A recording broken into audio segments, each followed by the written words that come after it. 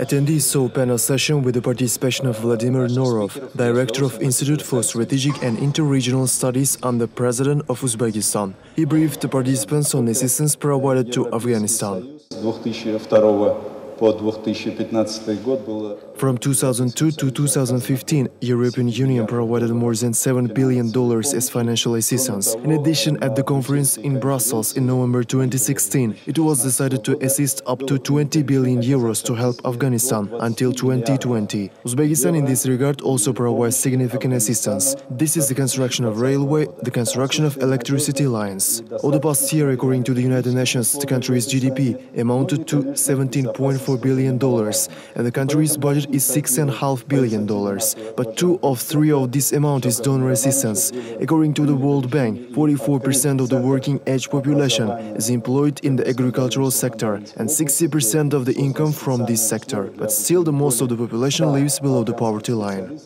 The state budget is the most important financial document of Uzbekistan. It is a combination of financial estimates of all departments, government services and programs. It identifies the needs to be met at the expense of the state treasury, as well as the sources and sizes of expected revenues to the state treasury. During the session, the budget of Afghanistan was also discussed. But there is not enough infrastructure for agriculture and security, but Uzbekistan is providing significant assistance in its development. In particular, in 2017, during the meeting in Astana, within the framework of SCO summit, an agreement was reached on the supply of Uzbekistan annually with 300,000 tons of mineral fertilizers and 200 agricultural machines, and supporting population with more than 250,000 tons of wheat. Often the problems of the state in the perception of people are closely related to their personal problems, so it's not always possible to separate them clearly. The former inevitably follow from the second. Director of Institute for Strategic and Interregional Studies spoke about the problems of Afghanistan.